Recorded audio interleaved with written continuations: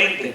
¿Lo tienen? Amén. Yo he venido hablando fuertemente acerca de lo que es el altar de Dios y he venido hablando muchísimo acerca de cómo nos debemos de presentar delante de Dios, cómo debemos de venir delante de Dios, cómo nos debemos de conducir en la casa de Dios, cómo debemos de actuar en las diferentes reglamentaciones y principios que Dios tiene en la iglesia.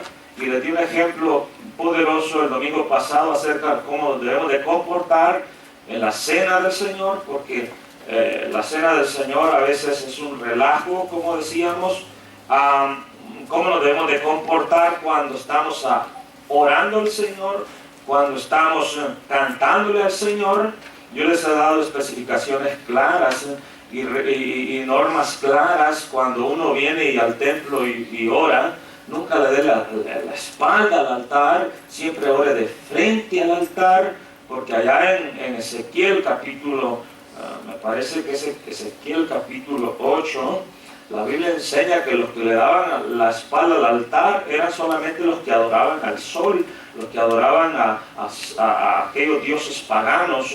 Entonces en el altar, usted así como cuando le alaba al Señor, venga y hágalo de frente a este lugar en donde está simbólicamente la presencia, y no simbólicamente, sino la presencia del Señor en este lugar es poderosa para llenar nuestras vidas con testar, y a la vez es el lugar en donde Dios envía bendición y vida eterna. Yo he venido hablando bastante de cómo nos debemos de comportar en la casa del Señor, y les he venido diciendo que la casa del Señor no es un parque, la casa del Señor no es un lugar de entretenimiento.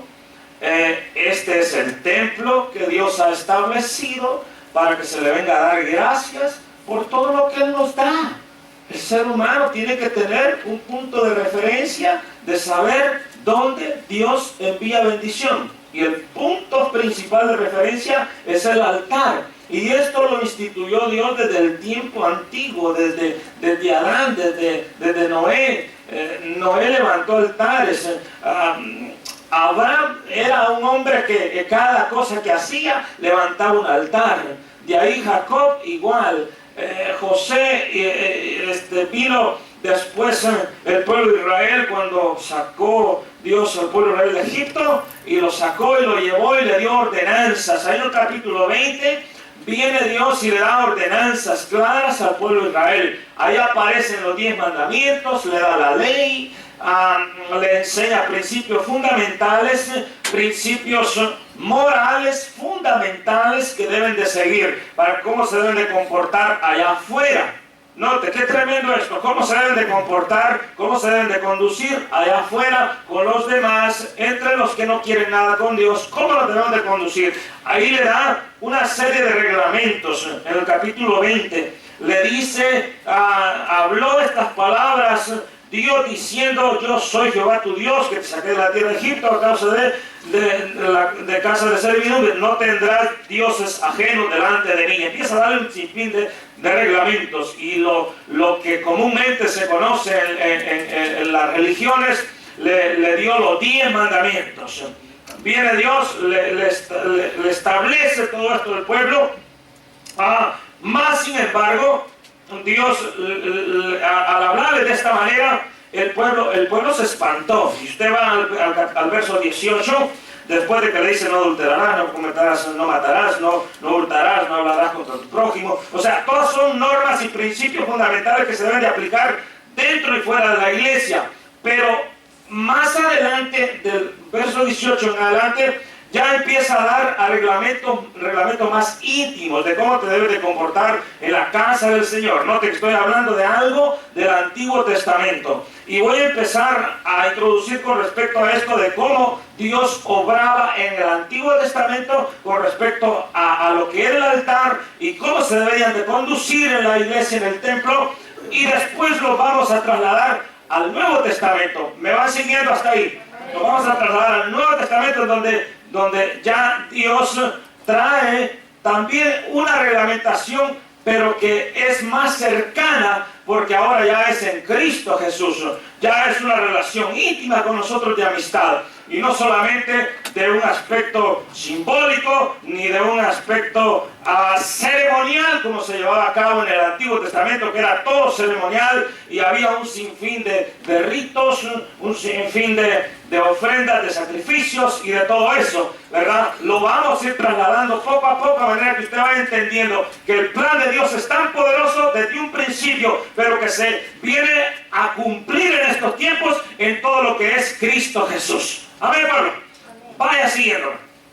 Pero ya en el verso 18, todo el pueblo observaba, dice, el estruendo y los relámpagos y el sonido de la bocina y el monte que humeaba, y viéndolo el pueblo temblaron y se pusieron de lejos, porque Dios, mis hermanos, cuando Dios viene y Dios pronuncia su palabra y su presencia llega sobre nosotros, la presencia de Dios es fuerte, mis hermanos. En ese tiempo la presencia del Señor era tremendamente fuertísima en medio del pueblo de Israel, y más porque Dios en ese tiempo todavía venía y audiblemente hablaba al pueblo. Entonces el pueblo se espantaba, el pueblo vio que la presencia del Señor no es cualquier cosa. Por eso cuando nosotros a veces sentimos que Dios viene y nos toca y deja sentir su Espíritu Santo en nosotros, como que hay un fuego que nos hace que nos sintamos con un calor terrible, sentimos algo poderoso encima de nosotros. Note que es tan pequeñita la porción que a veces Dios nos deja sentir. No digamos cuando se encontraba aquí hablándole a más de 1 millón de personas juntamente con sus niños, en donde tenía que haber una voz estruendosa, no habían bocinas, no había nada de todo eso, tenía que haber una voz de trueno, ¿verdad? En donde este reglamento se le indicara a todos ellos. Entonces ellos se asustaron, verso 19, y dijeron a Moisés: habla tú mejor con nosotros. Note, habla tú porque mira, y nosotros, dice, habla tú y con nosotros y nosotros te oiremos, pero no hable Dios. ¿Están leyendo? Pero no hable Dios con nosotros, ¿para qué? Para que no muramos. Ese es el asunto. Mire, la presencia del... Por eso hay gente que es tan incrédula. Viene Dios a ver y se le presenta y los mata. Por eso mejor dejemos que sea Dios dándonos la dosis apropiada que necesitamos para sentir su presencia. Hay gente que es tan incrédula que dice: no, si Dios no viene y me dice esto y esto, yo no hago nada porque yo soy incrédulo. Y viene Dios y te dice las cosas y entonces te pierdes más bien. Por eso acá estaban estos tan asustados, tan espantados, que vinieron y le dicen a Moisés: no, por favor, que seas tú mejor el que hables, para que no muramos. O sea, la presencia del Señor es tan fuerte a veces que nosotros nos sentimos desmayar, mis hermanos. Hay gente que cae al piso a veces a la presencia del Señor. Hay gente que siente que se le pierde el conocimiento también. Entonces, ¿por qué? Porque la presencia del Señor es fuertísima cuando Él viene y toca nuestras vidas. Pero en ese tiempo, dice, y Moisés respondió al pueblo: no temáis, porque ¿para qué dice? Para probarnos. Para probarnos vino Dios, y para que su temor esté ¿dónde? Su temor, o sea, no quiere decir miedo, sino el respeto nuestro, la reverencia nuestra, para que nuestra disciplina, o sea, el que nosotros tengamos un respeto, el decir: Él es mi Padre y Él es el que manda, es el que decide en mi vida. Dice, para que ese respeto, ese temor, y para que sepamos que Dios es más grande que nosotros, para eso, dice, para que todo eso esté delante de nosotros, y para que no pequéis. Porque muchas de las veces nosotros se nos hace fácil pecar, mis hermanos. Se nos hace muy fácil hacer cosas que a Dios no le agradan. Se nos hace bien fácil ser desobedientes y mantenernos en una costumbre constante de hacer lo que a Dios no le agrada, por eso mismo, porque hemos perdido el temor a Dios. Otras veces por ignorancia, otras veces porque no nos han enseñado, otras veces porque nos gusta ya mantenernos de esa manera. Mas sin embargo, cuando Dios viene, mis hermanos, y te dice: esto y esto hay que hacer, esto y esto yo te aconsejo, consejo, es cierto, más vale que le hagas caso, le pongas atención y le prestes atención a la palabra, porque si Dios te dice no peques, es con un propósito, mira, es porque te quiere bendecir, es porque te quiere ayudar, es porque te quiere sanar, es porque te quiere poner en lugar seguro. Dado todo esto, viene el Señor y les da a pasar esta situación. Me van siguiendo, vayan al verso 21. Entonces el pueblo estuvo a lo lejos. Note, pero ya Dios había establecido, ok, bueno, a lo lejos dice, y Moisés se acercó ¿a dónde? A la oscuridad, en la cual estaba Dios. Cuando dice la oscuridad se refiere a la nube.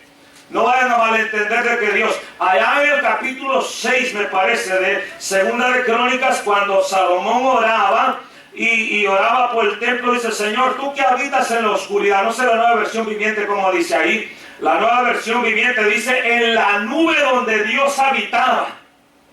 En Primera de Reyes también, capítulo 8, ahí habla acerca de cuando Salomón oraba y le decía, Señor, porque tú habitas en la nube de oscuridad. O sea, Dios no se deja ver. Dios no se deja ver porque si te mira, te mata. Su presencia es tan poderosa, su presencia cubre toda la tierra. El volumen de la gloria de Dios es enorme, pueblo. El volumen de la gloria de Dios usted no la puede resistir. Como humanos somos tan minúsculos, somos tan pequeños, somos tan, dice en Isaías 40, dice, gusanos de Jacob somos. Qué tremendo, ¿no? Pero ahí nos dice, no temáis, dice gusano de Jacob. Quiere decir que somos tan pequeños, nos pone de una forma tan, pero tan hormiguita delante de Dios, porque el volumen, o sea, el tamaño de la gloria de Dios cubre toda la tierra, dice el Salmo también, de tal manera que nosotros no podemos imaginar. Viene Dios con toda su gloria, nos mata. Entonces por eso Dios viene y dice, vamos a hacer esto bien canalizado, vamos a hacer esto bien distribuido. Mi gloria no se las puedo dejar saber así de un solo. Y por eso Él se escondía en una nube. Cuando entró a la presencia, cuando Salomón hizo el templo, dice que entró a la presencia, entró al templo, al lugar, entonces dice que el lugar se llenó de humo. Era una nube que entró y la presencia de Dios entró y la Shekinah de Jehová apareció y dijeron todos, sálganse para afuera. Porque Dios entró para adentro, así que se me salen todos para afuera. Yo aquí mando, yo aquí reino, yo soy el que tomo control aquí. Por eso cuando Dios entra en el corazón de la persona, todos los demonios se van. Por eso cuando la presencia del Espíritu Santo entra en ti, solamente el gozo, la armonía, el amor y la paz de Dios debe de habitar. No debe de haber otra cosa, no debe de haber orgullo, no debe de haber vanidad, no debe de haber esas cosas que solamente traen envidia y pleito y contienda. Debe de haber solamente las virtudes de aquel que es el Dios Todopoderoso. En el templo debe estar esa presencia siempre. Y es por eso que Dios tiene un celo tremendo de que en nosotros no haya un corazón doblado, solamente que haya la presencia pura de Él. ¿Tienen ustedes la presencia del Señor? Amén. Esa presencia del Señor es la que cuenta en nuestras vidas, mis hermanos. Por eso usted no puede ser tibio. Con la presencia del Señor usted tiene que ser genuino, usted tiene que ser original en Dios, usted tiene que ser fiel, bien fiel. Entonces viene y dice, bueno, se acercó, el pueblo se puso a lo lejos y Moisés se acercó a la oscuridad en la cual estaba Dios, o sea, a la nube, al lugar donde Dios estaba, porque había una nube que lo tapaba Dios. Qué tremendo, ¿cómo dice Iván? Así que el pueblo se mantuvo a distancia. Sí. Moisés se acercó a la nube oscura donde estaba Dios. Exacto, la nube oscura donde estaba Dios. Eso lo dice la Nueva Versión Viviente, porque la versión es la versión Reina Valera, que es la que usamos comúnmente. Muchas veces usted hay algunas cosas que no las puede entender bien, pero la Nueva Versión Viviente es una versión bien adaptable a nuestro idioma, bien adaptable, y también que viene de los originales para que usted entienda la escritura de una manera tremenda. Entonces dice, en la nube donde estaba Jehová, donde estaba Dios. Y Jehová dijo a quién. Y vino Dios y habló ahora a quién. Ya no le habló al pueblo. Allá en el verso 1 dice, y Dios habló estas palabras diciendo, o sea, Dios le habló al pueblo, le hablaba y retumbaba fuertemente la voz de Dios. Mas ahora viene Dios y dice, bueno, voy a hablar contigo. Vino y le dijo, así dirás. Ahora ya agarra a Dios un mediador. agarra a Dios un siervo, agarra a Dios un varón y le dice, así dirás a los hijos de Israel, vosotros habéis visto que he hablado desde el cielo con vosotros. Qué tremendo, ¿no? Dios hablándoles tremendamente. Y cuando Dios habla de esa manera, mire que a cualquiera le da miedo. Hasta el diablo se mete en lo más hondo del infierno. El diablo huye. Porque a la presencia de Dios el enemigo tiene que huir. Están aquí, pueblo, nos están durmiendo todavía, ¿verdad? Aguánteme, aguante. La palabra del Señor le va a hacer mucho bien. Vosotros habéis visto que he hablado desde el cielo. Y les he dicho, no hagáis conmigo dioses de plata. O sea, no hagáis otros dioses que compitan conmigo. Es lo que dice ahí en la versión viviente, ¿no? No hagáis dioses que quieran competir conmigo, porque yo soy Dios y se acabó. Conmigo no puede competir nadie. Conmigo no se puede venir nadie de igualado, pues. No puede venir a igualarse nadie conmigo. Yo soy Dios y se acabó. No hagáis, dice, conmigo dioses de plata ni dioses de oro os haréis. O sea, conmigo no vengas a hacer esculturas. A mí no me vengas a poner una imagen, ni hagas imagen o semejanza que se parezca a mí. Eso es lo que Dios estaba diciendo. Qué tremendo, ¿no? A mí te me acerca, dice, por fe. Por fe, es lo que dice en Hebreos 11. A mí si me vas a creer que yo voy a estar ahí aunque no me mires. ¿Están aquí, pueblo? A mí te me vas a acercar porque crees en tu corazón que yo soy tu Dios y me vas a creer por lo que soy, no por lo que te pueda dar. Yo soy Dios y soy soberano y mi soberanía abarca todo y se acabó. Y a mí me vas a creer por lo que yo te doy y por lo que no te doy también. Me vas a creer por lo que soy. Porque soy Dios del cielo y la tierra y te puedo hablar por esto, por aquello y puedo manifestarme a ti de muchas formas. Pero me vas a creer que yo vivo. Me vas a creer que yo me muevo en los aires. Me vas a creer, ¿verdad, Toño? Eso es lo que Dios dice. Me vas a creer, y eso es lo que enseña en Hebreos 11. Después la fe, la certeza de lo que se espera, la manifestación de las cosas que no se ven, o sea, la realización, la convicción de cosas que tú no miras, pero se manifiestan, aparecen ahí, porque Dios es un Dios fiel y te la va a dar porque Él sabe que tú la necesitas. Si no lo necesitas, no te va a dar nada. Deje de andar ahí pidiendo antojos a Dios tampoco. ¿Están aquí, pueblo? Antojos, Dios no complace antojados. Y ustedes como antojadas tampoco. Digo, de vez en cuando da uno que otro antojo el Señor, pero no siempre. Primero Dios quiere que tengas lo que necesitas. Y tú necesitas a Cristo a diario. Necesitamos a Cristo a diario. Necesitamos la fe a diario. Necesitamos que, no necesitamos que venga Dios en su pura presencia y nos deje caer un juicio. No. Aprendamos a obedecer a Dios en las buenas. Con palabras sencillas, con palabras que usted pueda entender, con un mandamiento simple, con ese mandamiento simple, por las buenas pues, busquemos a Dios. A ver, pueblo, y eso es lo que hay aquí, por las buenas, y si por las malas, pues también por las malas. Así es Dios. Pero Dios de alguna manera, si tiene un plan contigo, te va a perseguir. ¿Y sabes qué? Dios corre más fuerte que tú. Alabado sea Cristo por los siglos. Él corre fuerte y que no se duerma nadie. Alabado Cristo. Yo he hablado, no hagáis conmigo eso, dice.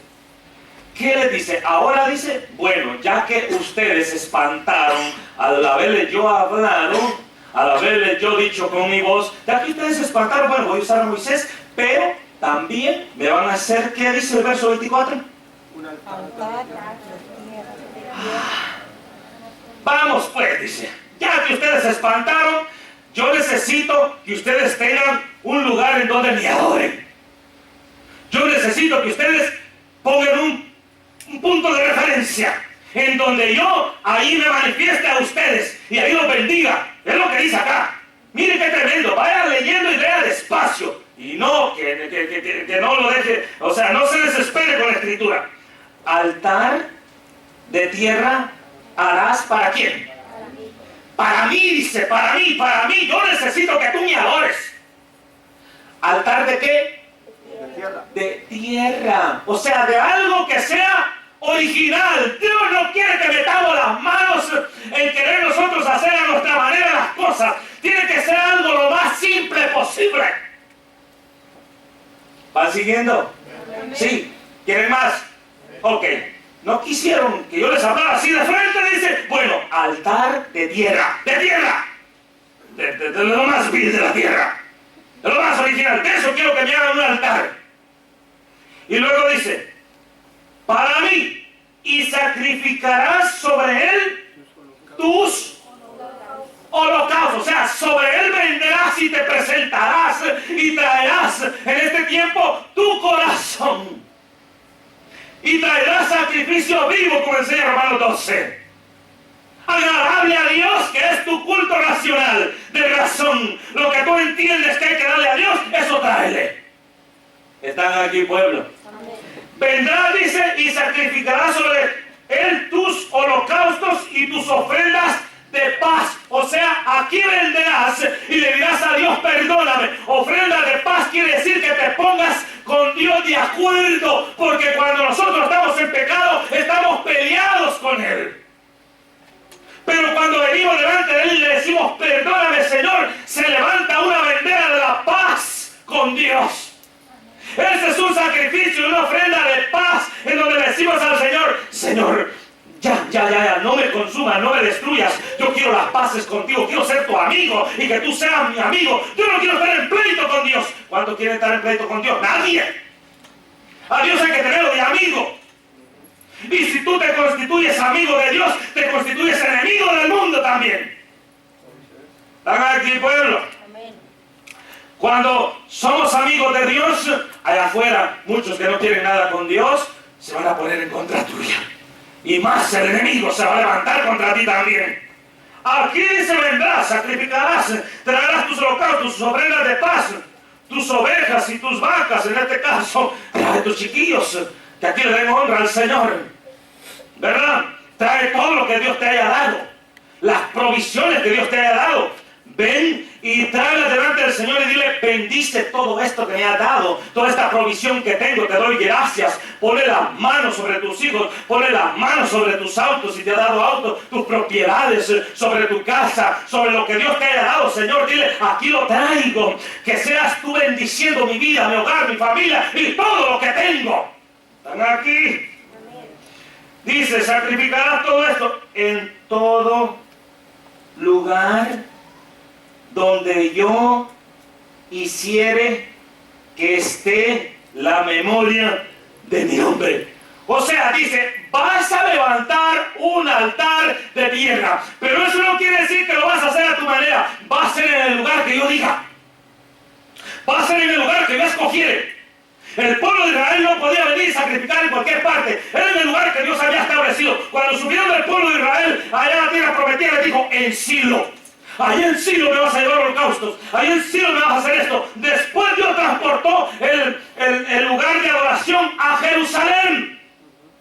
Y cuando ya se le hizo templo, ahí metieron el arca. Y ahí Dios estableció que se tenía que darle honra y gloria al Dios Todopoderoso, mis hermanos. Eso es lo que Dios estableció desde un principio, para que nosotros vayamos entendiendo. Lo de Dios tiene un principio poderoso que Él estableció, no que los hombres establecieron. Aquí dice, me harás altar, pero en el lugar que yo diga.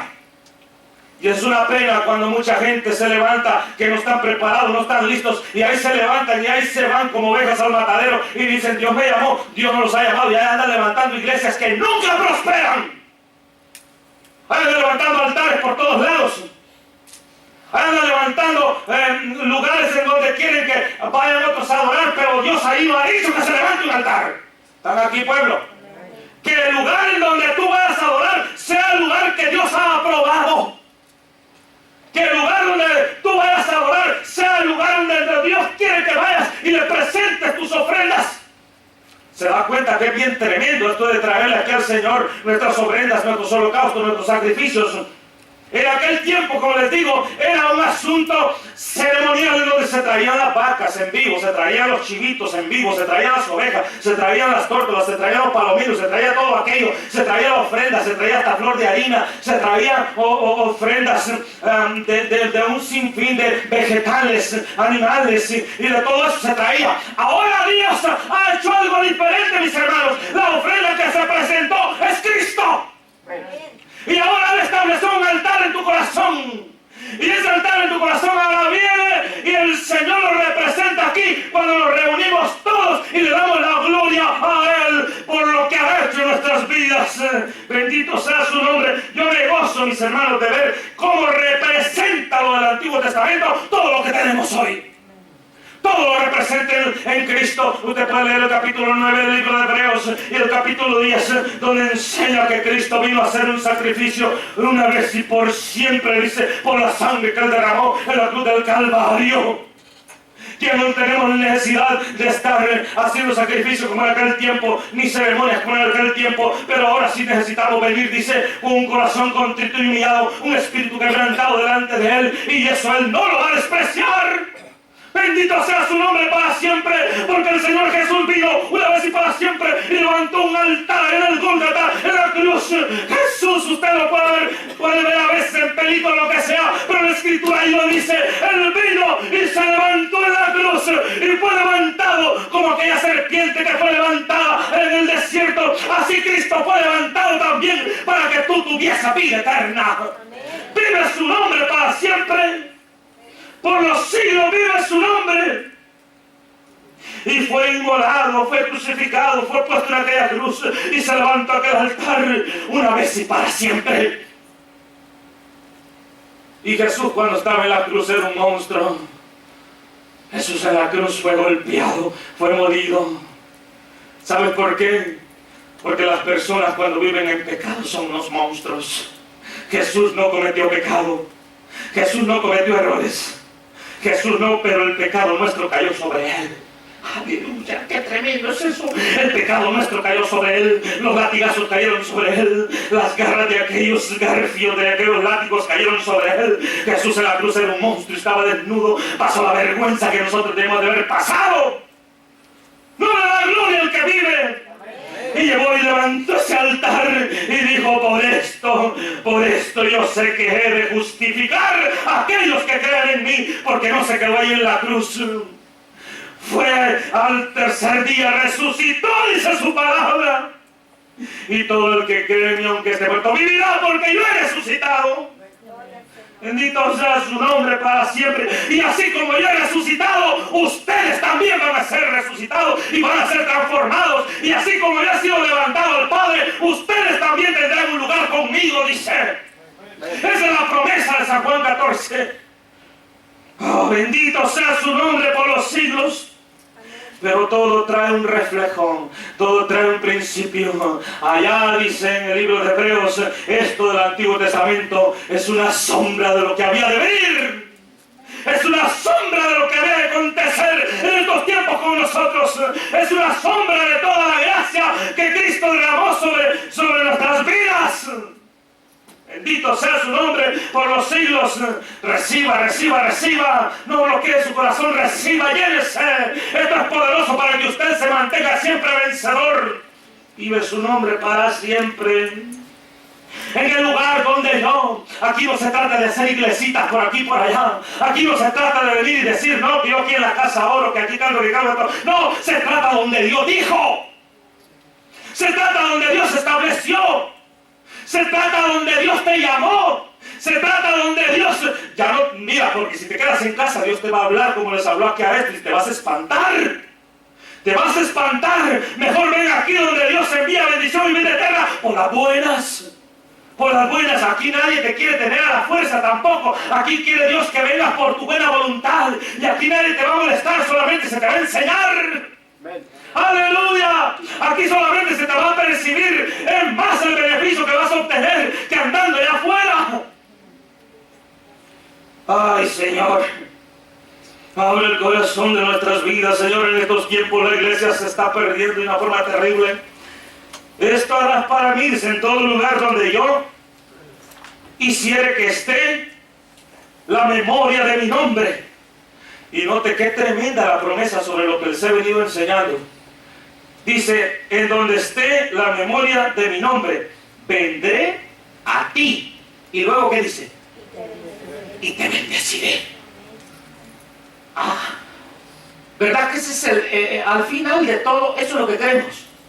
Que Dios nos bendiga, que bendiga a nuestros hijos. Pero ¿te va a bendecir allá afuera? ¿O dónde es que te va a bendecir Dios? Es aquí, el lugar donde Él estableció. ¿Cuál es el altar que debemos de levantar? Lo más simple posible. En aquel tiempo, mis hermanos, Dios subió a este pueblo de Israel, le dio directrices claras. Y luego vaya al capítulo 27 de Deuteronomio. Mire, y le dijo, allá en 27 de Deuteronomio, le dice, bueno, cuando subas, mira, yo no quiero que andes haciendo cualquier tontera. Cuando subas a la tierra, cuando yo te establezca como hijo de Dios, cuando te establezca como familia, cuando ya estés en Cristo, que estés en tu casa tranquilo y todo, tremendamente el Señor, porque allá le dice, bueno, altar de esto y esto y esto harás. Pero ya cuando subas, ordenó Moisés y le dice, cuando al verso 4, capítulo 27 de Deuteronomio, quinto libro de la Biblia, ¿lo tienen? ¿Ya se quieren ir? No, no saben todavía, porque están viviendo afuera. Se van hasta las 6. Aleluya.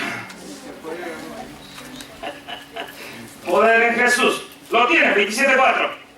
Cuando pues hayáis pasado el Jordán, o sea, ya cuando estés establecido en tu casa como hijo de Dios, pues, simbólicamente, eso lo que da a entender en nuestros tiempos. Cuando hayas pasado el Jordán, levantarás estas piedras que yo os mando hoy en el monte Ebal y las revocarás ¿con qué? Con cal. Eso es todo lo que Dios dijo. Bueno, agarra piedras, le dijo, y las revocarás con cal y edificarás ahí ¿qué? Un altar a Jehová tu Dios.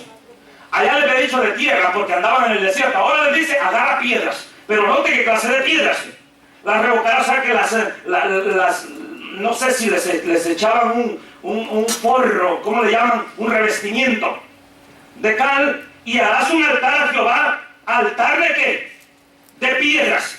No alzarás sobre ella instrumento de hierro, o sea, piedras en bruto, en natural, piedras como están, sin que no le metas cincel, que no le metas piocha, que no le metas pala, que no le metas nada, que las agarres así como están, naturales, y las pongas ahí y solamente les cubras de cal, nada más. Eso es lo que Dios dijo, así como lo hizo allá, que le dijo de tierra a tierra a tierra, así nomás. Yo no quiero que metas tus manos en donde mi presencia va a estar. Hay poder en Jesús. Eso es lo que Dios quiere dar a entender. Mi presencia es sagrada y no meta mis manos donde yo voy a morar. Por eso cuando vengamos a la casa de Dios, por favor, vengamos con reverencia, tengamos reverencia, que este lugar es un lugar sagrado, que Dios ha establecido y Dios lo ha levantado. Nosotros no hemos levantado esto, ni hemos puesto esto. La iglesia del Señor, Él la estableció. Yo le daba testimonio cómo llegué aquí a Mezquita. Yo no vine a Mezquita así porque yo quería. Yo no quería venir a Mezquita. Yo vine aquí porque Dios me trajo. Y porque Dios me movió y Dios puso en mí el querer hacer su voluntad en este lugar. Y hoy aguantemos y sigamos para adelante, paisa. Ay, eso es lo que Dios nos ha llamado. A ser valientes, no cobardes. Bendito sea su nombre por los siglos. ¿Están aquí? Amén. Levantarás un altar, dice, de piedra, no alzarás sobre ellas instrumento de ¿qué? De hierro. Nada de eso. De piedras enteras, dice. Edificarás el altar de Jehová, tu Dios, y ofrecerás sobre él holocausto a tu Dios. Sobre él vendrás y le darás adoración, en otras palabras, y sacrificarás, otra vez, repite lo mismo, ofrendas de paz. Y Moisés, con los sacerdotes, habló a todo Israel diciendo, guarda silencio y escucha. Bendito sea su nombre. Cuando él hace esto, mis hermanos, es porque quiere decirte secretos. ¿Sabes que cuando tú le quieres decir un secreto a alguien, le dices, espérate, te voy a decir algo secreto? Espérate, no hables, si estás hablando y estás hablando otra cosa, no vas a oírme lo que te quiero decir. Entonces viene Dios y eso es lo que te da también. Cuando te quiere dar un secreto, te dices, cállate, que guarda silencio. Que voy a hablar yo, y te voy a dar un secreto poderoso, y tú te vas a constituir, dice 1 Corintios 4, un administrador de mis secretos. ¡Aleluya!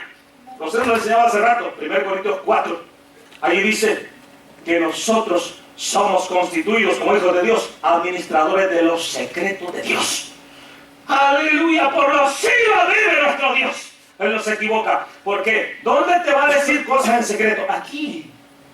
Aquí en su altar. Donde está su presencia.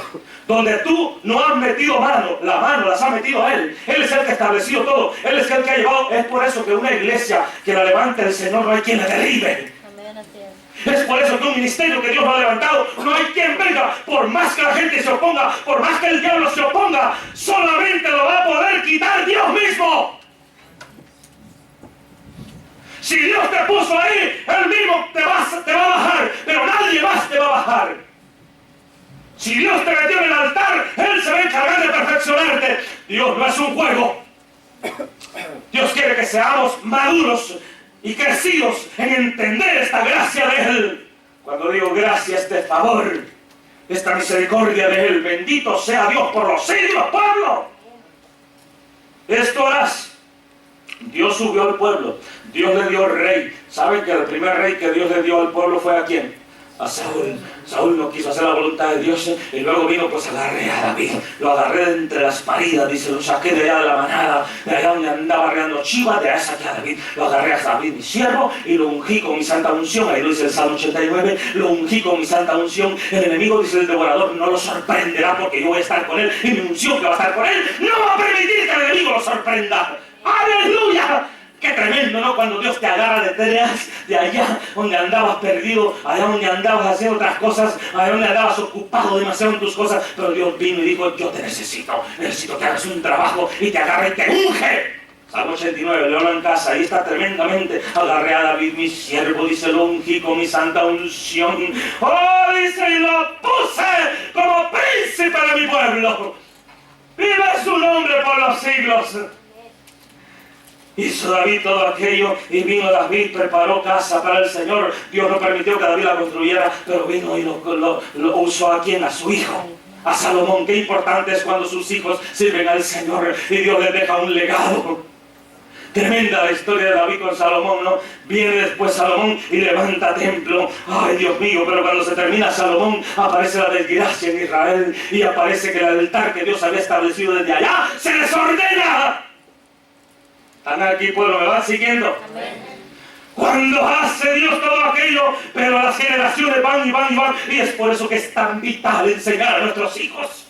Es por eso que es tan vital que nuestros hijos enseñen y que ellos vayan heredando también esas promesas de Dios y que el linaje no se tuerza. Entonces, cuando se empezó a arruinar el altar y aparecieron los hijos de Salomón, aparece también un profeta llamado Elías. Oh, mis hermanos, capítulo 19, 18, Primera de Reyes, vaya para allá. Primera de Reyes, les dije. Note que Primera de Samuel y Segunda de Samuel habla de Saúl, habla de David, habla de la construcción del templo, habla de las desgracias de Saúl, de las desgracias de David también, porque, oh, cuántas cosas. Para que alguien pueda hacer la voluntad de Dios necesita oponerse al enemigo, y también usted necesita pensar y mantenerse al frente de una guerra. Oh, en el nombre de Jesús yo le digo, no se deje engañar por el enemigo, manténgase peleando, manténgase haciendo la voluntad de Dios. Y llega entonces hasta el capítulo 18. Oh, cuando era un desorden en Israel. El capítulo 18 usted puede ver que estaba en el tiempo de Acab, en el tiempo en que no había agua, en el tiempo en que había un desorden. Pero viene Elías, y entonces Elías convocó, verso 20, a todos los hijos de Israel, y acercándose Elías al pueblo dijo, ¿hasta cuándo claudicaréis vosotros entre dos pensamientos? Y si Jehová es Dios, síganle. Dios mío, llegaron hasta ahí. ¿Hasta cuándo andaréis haciendo cuanto desorden? Primera de Reyes 18, 20, 21 y 22. Y note que en ese tiempo, si usted va más adelante al verso 30, encuentra que el altar del Señor ya estaba arruinado. No había quien adorar a Dios. como en estos tiempos que hay un desorden, una división, que hay un sinfín de dominaciones, un sinfín de gente. Unos corren detrás de Martín Lutero, que son luteranos, otros corren detrás de Juan el Bautista, que son bautistas, otros corren detrás del Papa, que son católicos romanos, otros corren detrás de Juan Menón, que son menonitas, otros corren detrás de John Wesley, que son metodistas, otros corren detrás, yo no sé de quién corren, pero no corren detrás de Cristo. ¿Para aquí, pueblo? ¿Detrás de quién vamos nosotros? Misión cristianos, somos cristianos porque hemos creído en Cristo. Nosotros no nos vamos a dejar meter denominación de hombres. Eso es lo que había en este tiempo y la historia se repite por eso, porque hay un relajo, unos corren para allá, otros corren para allá y todos andan buscando una iglesia donde adaptarse con sus mañas y con su forma de ser. Todos andan buscando una iglesia donde el pastor se pueda adaptar a ellos, donde Dios se pueda adaptar a ellos, donde el liderazgo se pueda adaptar a ellos, pero ellos no se adaptan a nadie. Vive su nombre que vamos a hacer la diferencia. Vive su nombre que vamos a ir puntualmente y decir la verdad como se debe decir. No importa que nos quedemos solos, pero vamos a decir la verdad. Aunque solo nos quedemos, Cristo está con nosotros. Que es un costumbrismo maligno que ha caído en la iglesia. Y uno corre corriendo detrás de aquel. ¿Que acaso yo soy de Pablo? Decía uno, ahí lo dicen Romanos. Ustedes dicen que yo soy de Pablo, que yo soy de Apolo, que yo te sepa, que yo soy de aquel. Yo soy griego, que soy romano, que mexicano y todo. Por favor, dice el apóstol. O eres de Cristo, no eres de nadie. Es más, si no eres de Cristo, eres del diablo. Eso es lo que les quiso decir. Es un error que hemos caído en la iglesia hoy en día y alguien se para ahora, aquí en una iglesia como esta, que tiene conocimiento y tiene un montón de cosas, empieza a refutar un montón de cosas. Aquí un sinvergüenza se paró hace un tiempo y empezó a enseñar acerca de este capítulo 18, verso 30 de Primera de Reyes. Un sinvergüenza se paró aquí y empezó a hablar que hay que restaurar el altar arruinado. No sé si se acuerda alguien. Hay que restaurar el altar arruinado. Y empezó a dar a entender que aquí el altar estaba arruinado. Y empezó a traer piedras figuradas ahí. Ya cuando iba por la quinta piedra se le acabó el gozo. Porque allá habla que Elías agarró 12 piedras. Ya cuando iba por la quinta piedra ya se le empezó a bajar. Y ya empezó a hablar otras cosas, y empezó a hablar otros desórdenes. Empezó bien, pero no permaneció. Y como no permaneció, empezó a ver que tenía que irse. Un día menos pensado ya no apareció en la iglesia y no dio explicaciones de nada y no supimos por qué se fue.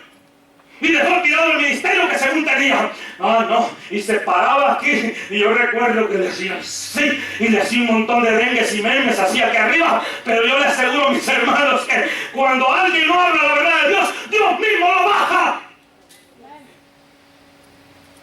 Y que piedras para aquí, que piedras para allá. Ahí no dice que cada piedra representa fe, ni que representa lectura bíblica, ni que representa oración. Ahí no dice eso. Los hombres han inventado que cada piedra del altar representa una cosa para que nosotros restauremos. Ahí no dice. Ahí lo que dice es que Elías agarró 12 piedras solamente para representar a los 12 hijos de Jacob. Nada más dice ahí. Pero hoy en día los hombres se han dado a traer unas doctrinas raras y a medio iba a enseñar lo de las 12 piedras cuando ya empezó aquí a torcerse y ya lo que quería era hablar italiano y francés y apareció un Pepe Le Pew aquí arriba. Recuerdo que en ese tiempo la niña Diana había venido de allá de Francia, tú y Saura, que habían dado por allá en una práctica, y llegó aquí, aquel hombre estaba aquí parado y empezó a querer hablar François y que Meshuki, Shushuki, no sé qué más, y empezó a hablar cuantas cosas con ella. ¿Cuántos se acuerdan de eso? Amén. Bendito sea su nombre porque me acuerdo muy bien, sin vergüenzas que Dios me ha llamado. Parecía un Pepe Le Pew aquí arriba. Y fiu, que me siente, que no sé qué. Y arrebeché. Señor, reprenda del diablo. Aquí no estamos para venir a querer confundir al pueblo. Aquí estamos para edificar. Y que agarró esa escritura y que empezó a generar, a arreglar el altar arruinado, dijo, y salió arruinado el hombre. Dios, qué terrible cosa. Dios nos ayude. Dios Padre, que no caiga tampoco más allá de lo que sea simplemente el darles a ustedes el punto de vista de Dios. ¿Recuerda, hermano Jair? Así decía. Y se limpiaba el labio como un gato cuando se acaba de comer una rata. Dios mío. Dios nos ayude. Dios nos libre. Están aquí, se gozan, se alegran. Bendito sea Dios por los siglos. El altar no se arregla así por así.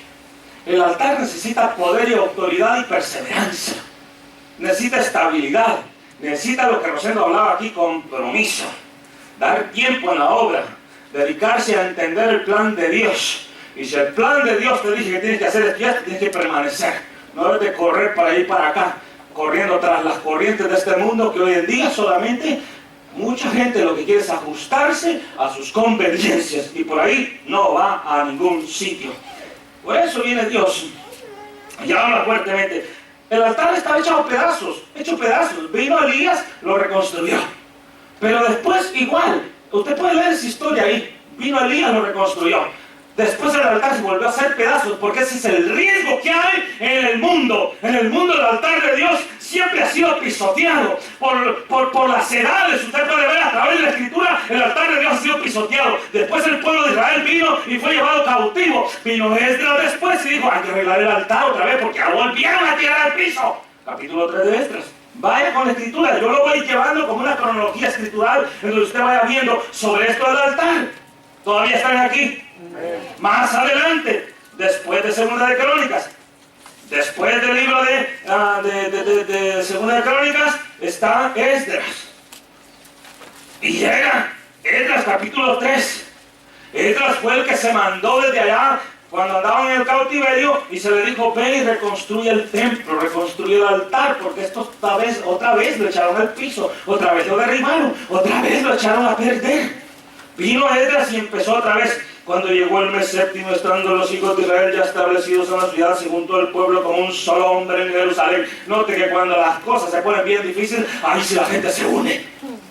Ahí sí la gente sabe que hay que unirse. El pueblo se unió.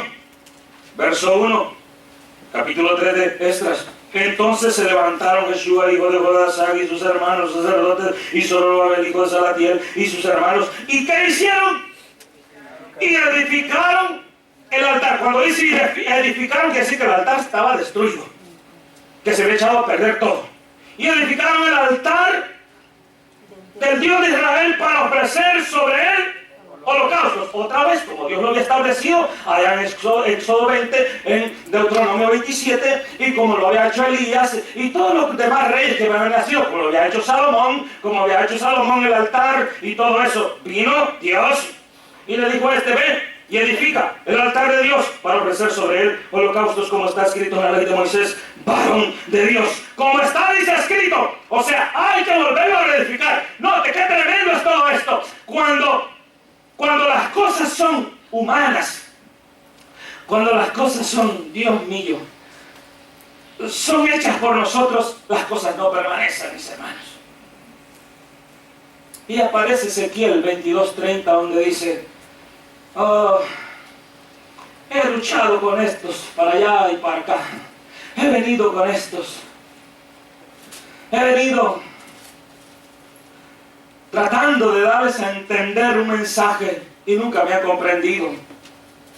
¿Y qué dice Ezequiel 22:30? Busqué un hombre que se parase en la brecha.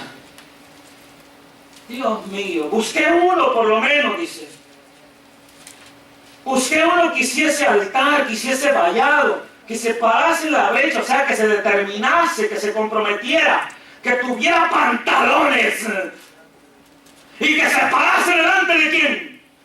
Ay, poder en Jesús. ¿Están recibiendo esto, mis hermanos? Amén. Busqué a uno por lo menos y dice, ¿qué dice ahí? ¿Lo halló? No. ¿Lo halló? No lo halló. Ezequiel 22:30. Busqué a alguien que pudiera reconstruir la muralla. Sí, busqué a alguien. De justicia que resguarda el país. Sí, busqué uno. Busqué a alguien que se pusiera en la brecha de la muralla. Sí. Para que yo tuviera que destruirlos, pero no encontré a nadie. ¡No lo hallé! No lo encontré. Busqué a un hombre, dice. Busqué a un hombre, y se refiere a hombre o mujer. Busqué a alguien, dice. Busqué a alguien que hiciese mi trabajo. Si nos vamos a la historia, todos murieron. Por eso dice en Zacarías, como allí en Ezequiel 22:30 dice, no lo hallé, entonces dice, iré yo. Iré yo. Voy a mandar a mi hijo.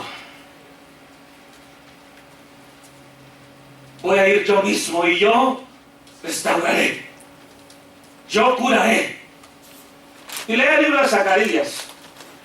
Lean esos libros pequeños.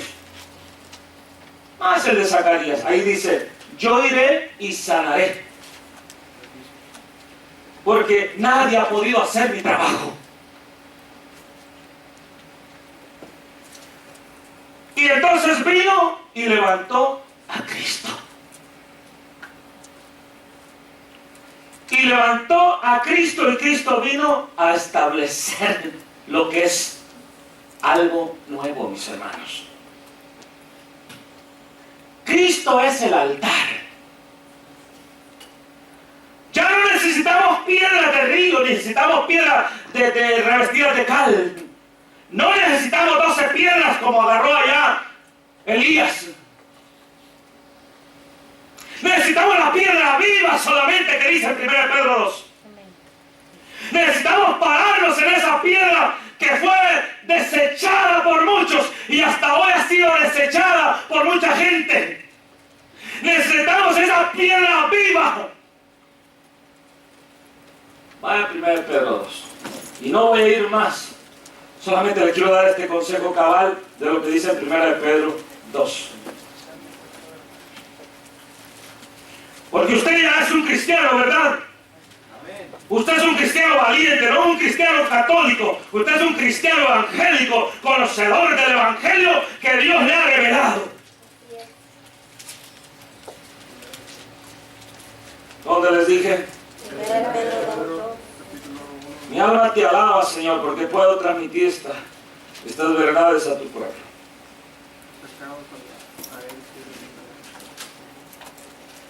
Ya que has conocido al Señor, ahora pues, dice el verso 1, tienes que empezar a desechar toda malicia, todo engaño. ¿Qué más?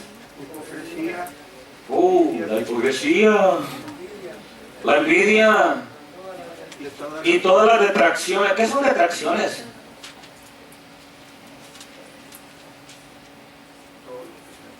Indirectas. Esos son detracciones. Indirectas.